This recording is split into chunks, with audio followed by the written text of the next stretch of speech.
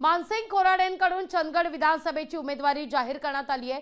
उमेदवारी जाहीर करत खराडेंचा महायुती समोर आव्हान आहे। चंदगडमध्ये खोराटे गटाचा मेळावा होणार आहे आणि या मेळाव्याच्या माध्यमातून आगामी विधानसभा निवडणुकांच्या दृष्टीने रणशिंग फुंकलं जाईल।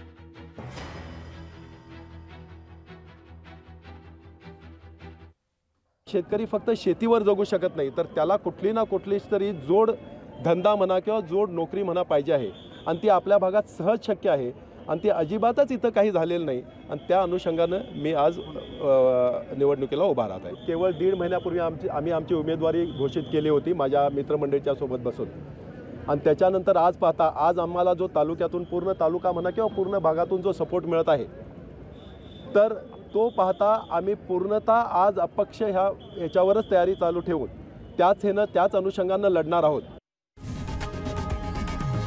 लोकशाही मराठी ऐका, पहा, जागरूक रहा।